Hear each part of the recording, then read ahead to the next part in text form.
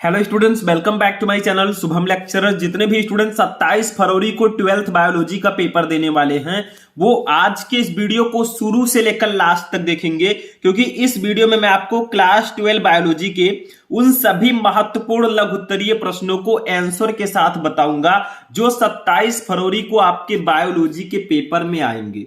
देखिए स्टूडेंट, सबसे important video यह है क्योंकि बायोलॉजी में जो लघु उत्तरीय प्रश्न है वो लगभग 45 से 46 नंबर के आते हैं, यानी कि आधे से ज्यादा जो आपका क्वेश्चन पेपर होगा वो लघु उत्तरीय प्रश्न होगा। सबसे ज्यादा नंबर के लघु उत्तरीय प्रश्न ही आते हैं, आप लोग पेपर उठाकर देख लीजिए, ठीक है। तो ये वीडियो बहुत ज्यादा इंपॉर्टेंट है क्योंकि मैं आपको इस वीडियो में बताऊंगा कि चैप्टर 1 से लेकर बायोलॉजी में चैप्टर 1 से लेकर चैप्टर 11 तक कितने लघु उत्तरीय प्रश्न हैं जो सबसे ज्यादा इंपॉर्टेंट हैं।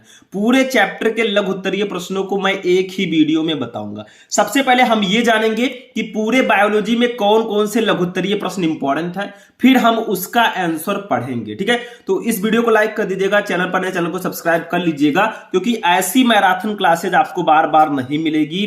बस आज रात इन प्रश्नों को पढ़कर जाना, कल आप बायोलॉजी में 70 में 65 प्लस करके आएंगे, ठीक है, और लेकर भी आएंगे। तो चलिए आज के इस वीडियो को स्टार्ट करते हैं। देखिए सबसे पहले देखिए कौन कौन से चैप्टर्स होंगे। तो आपके बायोलॉजी में टोटल 11 चैप्टर हैं। सबसे पहला चैप्टर है पुष्पी पादपों में लैंगिक जनन, सेकंड है मानव जनन, थर्ड है जनन स्वास्थ्य, फोर्थ है वंशागति और विविधता के सिद्धांत, 5 नंबर चैप्टर है वंशागति का आणविक आधार, 6 नंबर चैप्टर है मानव स्वास्थ्य एवं रोग, 7वां है मानव कल्याण में सूक्ष्म जीव, 8वां है जैव प्रौद्योगिकी सिद्धांत व प्रक्रम, 9वां है जैव प्रौद्योगिकी एवं उसके अनुप्रयोग, 10वां चैप्टर है जीव और समष्टियां, और लास्ट चैप्टर हमारा है जैव विविधता एवं संरक्षण, ठीक है। टोटल 11 चैप्टर हैं और इन 11 चैप्टर में मैंने देखा है कि 22 ऐसे लघु उत्तरीय प्रश्न हैं जो हर साल आते हैं, वही बार बार रिपीट होते हैं, यही क्वेश्चन बार बार रिपीट होते हैं और इस बार भी यही क्वेश्चन आएंगे, ठीक है। तो चलिए देखते हैं वो कौन से 22 क्वेश्चन हैं। तो सबसे पहले देखिए मैं आपको ये बताऊंगा कि कौन कौन से क्वेश्चन इंपॉर्टेंट है, ठीक है, फिर हम इसका आंसर भी पढ़ेंगे,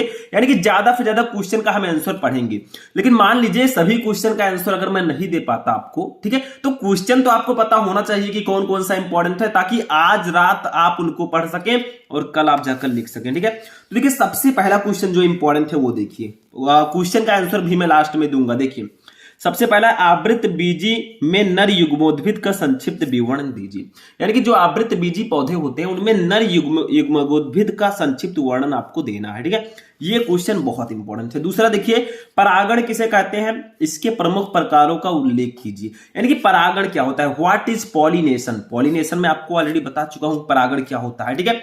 ये हमारे फर्स्ट चैप्टर के दोनों क्वेश्चन हैं, तीसरा क्वेश्चन भी इसी चैप्टर से है, यानी कि फर्स्ट चैप्टर से लघु उत्तरीय प्रश्न आने के चांसेस बहुत ज्यादा है। परागण में मैंने आपको बताया था स्वपरागण, परपरागण, ठीक है। तो इस टॉपिक को आप पढ़कर जाइएगा क्योंकि ये टॉपिक हमेशा आता रहता है। ये जितने भी क्वेश्चन टोटल 22 क्वेश्चन लिए हैं और ये 22 क्वेश्चन हर साल आते हैं, यही घुमा फिरा कर दे दिए जाते हैं, ठीक है। तो उन क्वेश्चन को मैं बता रहा हूं, मैं ये नहीं कहूंगा कि हाँ ये वाला पढ़िए ज्यादा इंपॉर्टेंट है ये कम है, ऐसा बिल्कुल नहीं है। इसमें जितने मैंने लिए हैं सब इंपॉर्टेंट है। तीसरा देखिए, द्विनिषेचन को परिभाषित कीजिए, व्हाट इज डबल फर्टिलाइजेशन। द्विनिषेचन क्या होता है, ये भी बहुत ज्यादा इंपॉर्टेंट क्वेश्चन है, तो इसको भी नोट कर लीजिएगा, ठीक है। चौथा क्वेश्चन देखिए, पहले मैं क्वेश्चन बताऊंगा, अभी मैं आंसर भी बताऊंगा, बहुत सारे क्वेश्चन का मैं आंसर भी लेकर आया हूं, ठीक है। देखिए चौथा क्वेश्चन है, असंग जनन क्या है, उपयुक्त उदाहरण देकर इस प्रक्रिया को समझाइए। ये टॉपिक भी बहुत इंपॉर्टेंट है, इसको भी पढ़कर जाइएगा, मतलब जितने क्वेश्चन मैं बता रहा हूं उसको पढ़ लीजिएगा, नहीं तो पेपर देकर आएंगे तो कहेंगे सर ने बताया था लेकिन हमने नहीं पढ़ा, ठीक है। तो बाद में पछताने वाला काम न रहे। पांचवा देखिए, अंड जनन क्या है, अंड जनन की संक्षिप्त व्याख्या कीजिए। ये हमारे दूसरे चैप्टर मानव जनन का क्वेश्चन है। तो ये सब जितने क्वेश्चन है इसमें 2 नंबर वाले लघु उत्तरीय प्रश्न भी हैं और ज्यादा से ज्यादा 3 नंबर वाले लघु उत्तरीय प्रश्न भी इसमें है, ठीक है। छठवां क्वेश्चन देखिए, शुक्राणु जनन क्या है, संक्षेप में शुक्राणु जनन की प्रक्रिया का वर्णन कीजिए। ये भी बहुत इंपॉर्टेंट चैप्टर है। तो जितने भी चैप्टर्स में जितने भी क्वेश्चन मैं बता रहा हूं इनको पढ़कर जाइएगा, ये भी तीसरे चैप्टर का क्वेश्चन है। अब चौथे चैप्टर से क्वेश्चन हमारा क्या है, मनुष्य में यौन संबंधी उत्पन्न रोगों के लक्षण बताइए, यानी कि जो सेक्सुअल डिजीज होते हैं जैसे हर्पीज ऐसे बहुत सारे डिजीज हैं तो उनको आपको बताना है, ठीक है। ये हमारे 4th चैप्टर में इंपॉर्टेंट है। ठीक है, समझ में आया, रिप्रोडक्शन हेल्थ में। आठवां देखिए, ये हमारे चौथे चैप्टर का क्वेश्चन है जिसका नाम है वंशागति और विविधता के सिद्धांत। देखिए क्वेश्चन क्या है, डाउन सिंड्रोम किसे कहते हैं, इसके कारण एवं लक्षण बताइए। यानी कि डाउन सिंड्रोम क्या होता है, देखिए ये एक आनुवांशिक रोग है, जेनेटिकल डिजीज है डाउन सिंड्रोम, ठीक है। तो इसके बारे में पढ़ लीजिएगा क्योंकि ये डिजीज बार बार आता है, इसको नोट कर लीजिएगा, सब क्वेश्चन इसमें पढ़ लीजिएगा। मतलब आप लोग सभी को याद कर सकते तो कीजिए, नहीं याद कर सकते तो एक बार पढ़ लीजिएगा जरूर से, क्योंकि यही क्वेश्चन फंसने वाले हैं। आगे देखिए 9 नंबर, निम्नलिखित में विभेद कीजिए, मतलब इनमें अंतर आपको बताना है। का है प्रभाविता और प्रभाविता, इनमें अंतर आता है कि प्रभाविता और अप्रभाविता में क्या अंतर होता है। खा है सम युग्मनजी और विषम युग्मनजी, ठीक है, इन दोनों में आपको अंतर बताना है। गा है एक संकर और द्विसंकर यानी कि monohybrid and dihybrid, इन दोनों में डिफरेंस पूछा जाता है। घा है प्रथम संतत पीढ़ी एवं द्वितीय संतत पीढ़ी, इन दोनों में डिफरेंस पूछा जाता है। यानी कि ये अंतर आता है लिखने को। निम्नलिखित में विभेद कीजिए, इसमें अंतर कीजिए, मतलब एक ही आएगा, ऐसा नहीं कि चारों दे देंगे तब तो विस्तृत उत्तरीय हो जाएगा। मतलब ऐसे आएगा, प्रभाविता और अप्रभाविता में डिफरेंस लिखिए, सम युग्मजी और विषम युग्मजी में डिफरेंस लिखिए, एक संकर और द्विसंकर में डिफरेंस लिखिए। मतलब अंतर जो आता है वो ये क्वेश्चन आ सकता है अंतर में, ठीक है, तो इसको नोट कर लीजिए। नेक्स्ट क्वेश्चन देखते हैं 10 नंबर क्या है। देखिए बहुत इंपॉर्टेंट क्वेश्चन है 10 नंबर। देखिए क्या है, निम्नलिखित को उदाहरण सहित समझाइए। ये भी 5वें चैप्टर का क्वेश्चन है। सह प्रभाविता और अपूर्ण प्रभाविता, ठीक है, सह प्रभाविता और अपूर्ण प्रभाविता, इनकम्प्लीट डोमिनेंस, इसको आपको एग्जाम्पल के साथ समझाना है। ये दोनों क्वेश्चन, ये क्वेश्चन भी बहुत ज्यादा इंपॉर्टेंट है ये टॉपिक। 11 नंबर टॉपिक हमारा है हमारे नेक्स्ट चैप्टर से, वंशागत के आणविक आधार, जो 5वां चैप्टर है। देखिए डीएनए एक आनुवंशिक पदार्थ है, व्याख्या कीजिए। यानी कि डीएनए इज ये जेनेटिक मटेरियल, इसकी व्याख्या आपको करनी है, ठीक है, कि डीएनए एक आनुवंशिक पदार्थ है, अगर हाँ तो क्यों।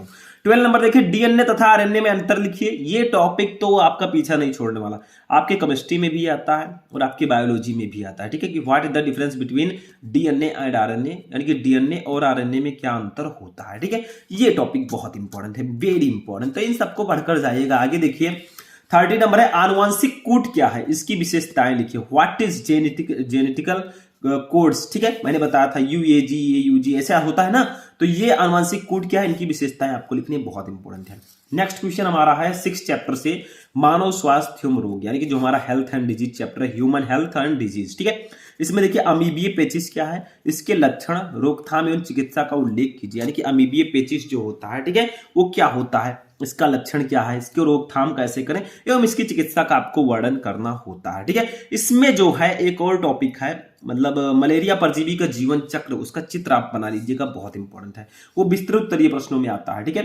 अब देखिए आगे नेक्स्ट, देखिए टीकाकरण पर एक संक्षिप्त टिप्पणी लिखिए। यानी कि टीकाकरण क्या होता है, ठीक है, इस पर एक संक्षिप्त टिप्पणी लिखना है। ये भी टॉपिक बहुत ज्यादा इंपॉर्टेंट है हमारे इसी चैप्टर से।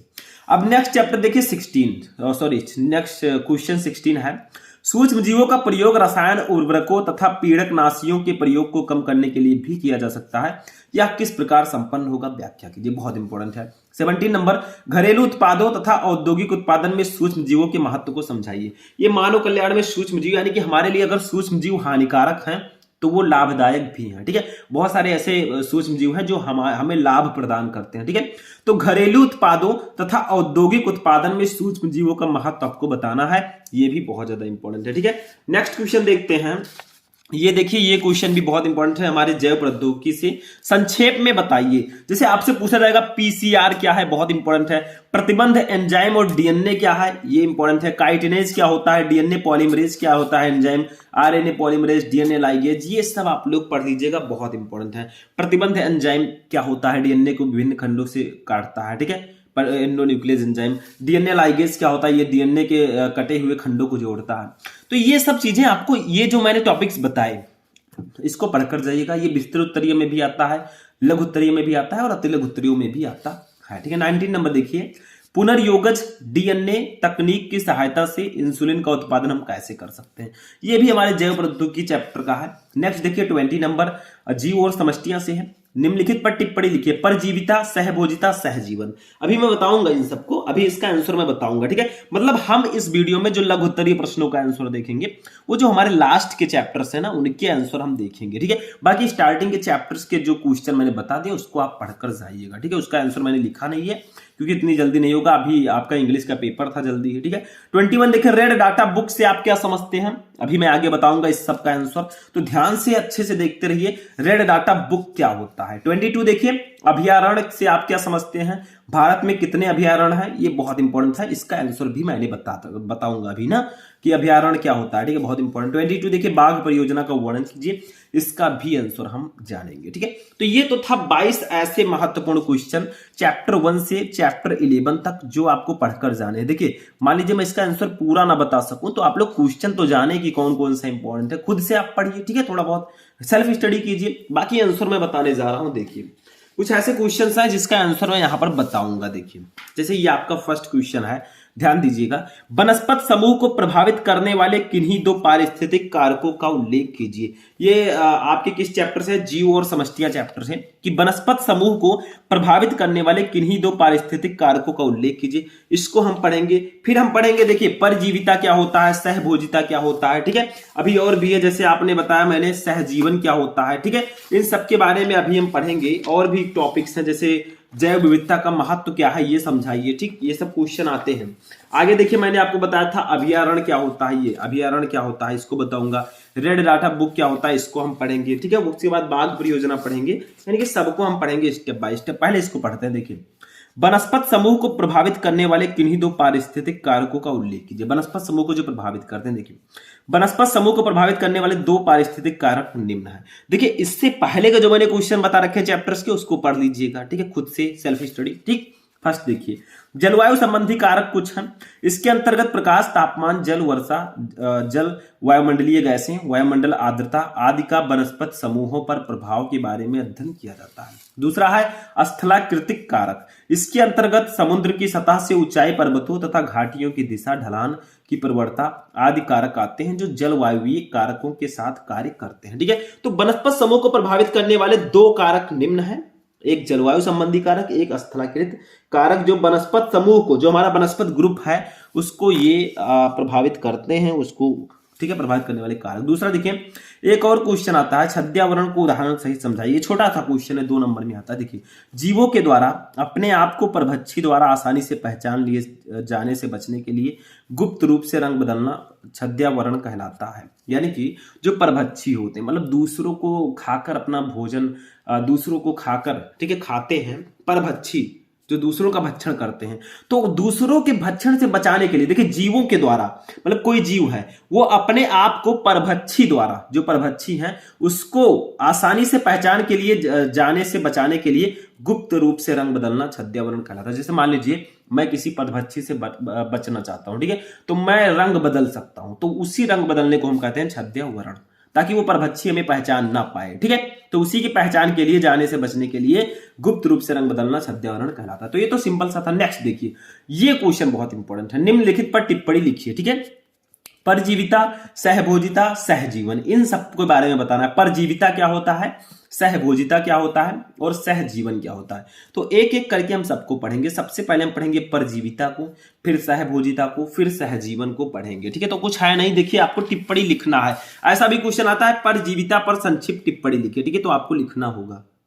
तो देखिए, सबसे पहले हम पढ़ेंगे परजीविता को। ये क्या होता है, देखिए, ये विषमपोषी जीव हैं जो अपने परपोषी के शरीर से आहार प्राप्त करते हैं। यानी कि ये विषमपोषी जीव होते हैं जो अपने परपोषी के शरीर से आहार प्राप्त करते हैं, किसी दूसरे के शरीर से। ठीक है, परजीवी विकल्पी तथा अविकल्पी दो प्रकार के हो सकते हैं। विकल्पी परजीवी मुख्यतः मृतोपजीवी होते हैं जो विशेष परिस्थितियों में ही परजीवी बनते हैं, जैसे अधिकांश कवक या जीवाणु। आप विकल्पी परजीवी परपोषी, ठीक है, परपोषी कर दीजिएगा, परपोषी के परभक्षी होते हैं। ठीक है, कुछ आवृतबीजी भी परजीवी स्वभाव को व्यक्त करते हैं, जैसे कुष्टुका पूर्ण तना परजीवी बिस्कम तथा लोरेंथस आंशिक तना परजीवी रैफ्लेक्सिया और औरोब्रैंकी पूर्ण जड़ परजीवी सैंडलम एल्बम आंशिक जड़ परजीवी है। ठीक है, मतलब ये बताया जा रहा है कि कौन कौन से जीव हैं जो परजीवी हैं। तो ये तो परजीविता हो गई, मतलब ये दोनों पर, ये ऐसे विषमपोषी जीव होते हैं जो अपने परपोषी के शरीर से आहार प्राप्त करते हैं। ठीक है, खा देखिए।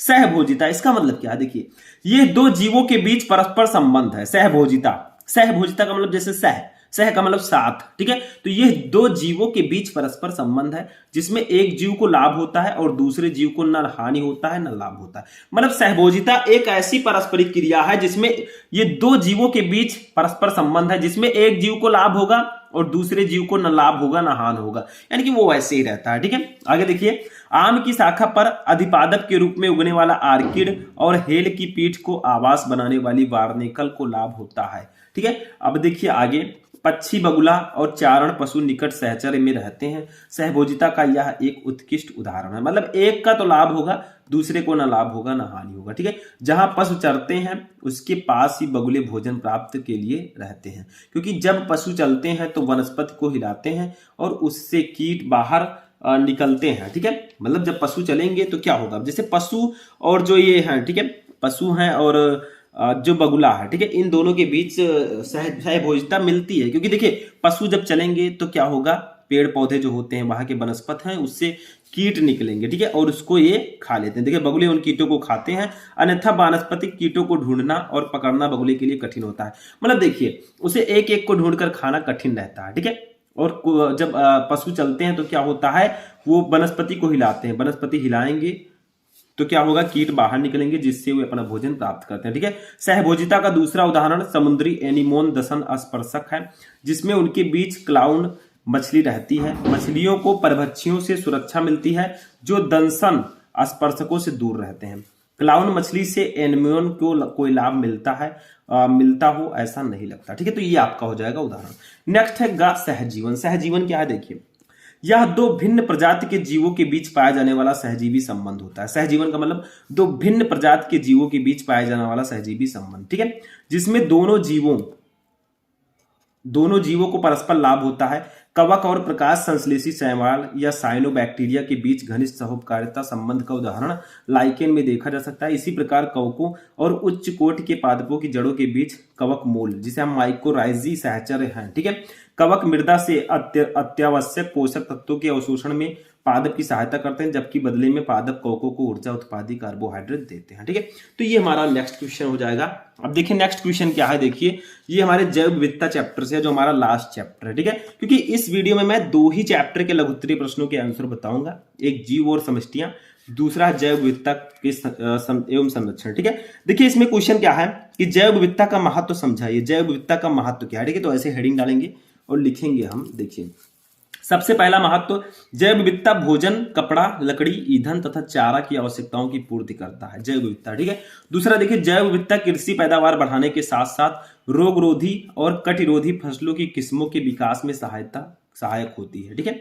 मतलब ये जो है कृषि पैदावार बढ़ाने के साथ साथ, कृषि में जो पैदावार है, जो खेती है, उसके पैदावार को बढ़ाने के साथ साथ क्या करती है, रोगरोधी और कटिरोधी फसलों की किस्मों के विकास में भी सहायता प्रदान करती है। तीसरा देखिए, जैव विविधता पर्यावरण प्रदूषण के निस्तारण में सहायक होती है। चौथा है, जैव विविधता मृदा संरचना को सुधारती है, जल धारण क्षमता एवं पोषण तत्वों की मात्रा को भी ये बढ़ाती है, ठीक है। 5 नंबर देखिए, जैव विविधता पोषण चक्र को गतिमान रखने में सहायक होती है। मतलब इसके कई महत्व हैं, इस कई प्रकार से ये हमारे लिए महत्वपूर्ण है, ठीक है। 6 नंबर देखिए, जैव विविधता पारितंत्र को स्थिरता प्रदान कर पारिस्थितिक संतुलन को बरकरार रखती है, ठीक है। तो ये सब इसके महत्व हैं, कुछ ऐसे इंपॉर्टेंस है जैव विविधता का जो हमारे लाइफ में देखने को मिलता है, ठीक है। नेक्स्ट क्वेश्चन देखिए, जो भी सबसे ज्यादा इंपॉर्टेंट क्वेश्चन है और इस पर टिप्पणी करना आपसे आता है कि अभयारण्य क्या है, ठीक है। तो इसका भी 2-4 लाइन का इसका आंसर है। देखिए, अभयारण्यों का उद्देश्य केवल वन्य जीव का संरक्षण करना होता है, यानी कि जो वन्य जीव है उनको संरक्षित किया जा सके, उनको बचाया जा सके, क्योंकि देखिए धीरे धीरे बहुत सारे ऐसे जीव हैं जो विलुप्त हो रहे हैं, ठीक है। मतलब उनका अस्तित्व ही मिट रहा है। अतः इसमें व्यक्तिगत स्वामित्व, लकड़ी काटने, पशुओं को चराने आदि की अनुमति इस प्रतिबंध के साथ दी जाती है कि इन क्रियाकलापों से वन्य प्राणी प्रभावित ना हो, ठीक है। इनकी स्थापना एवं नियंत्रण संबंधित राज्य सरकार के अधीन होती है, मतलब राज्य सरकार के अंडर में काम करते हैं, ठीक है। भारत में लगभग 543 अभयारण्य है। ऐसा भी क्वेश्चन आता है कि हमारे इंडिया में कितने अभयारण्य हैं, ठीक है। तो लगभग 543 अभयारण्य हैं और इसका मुख्य उद्देश्य जो पर्पस है वो केवल वन्य जीवों का संरक्षण होता है, ठीक है। जो वन्य जीव है उसको संरक्षित किया जा सके, ठीक है, उनको विलुप्त होने से बचाया जा सके, ठीक है। भारत में लगभग 543 अभयारण्य है। भारत के 2 प्राणी विहार ठीक है, एक जलपादा जंतु विहार और दूसरा है मदारी हाट पश्चिम बंगाल, ठीक है, घाना पक्षी विहार भरतपुर राजस्थान, ठीक है। तो ये दो हमारे जो हैं अभ्यारण्य है, यानी कि 2 पक्षी विहार, भारत के 2 प्राणी विहार ये हैं, ठीक है।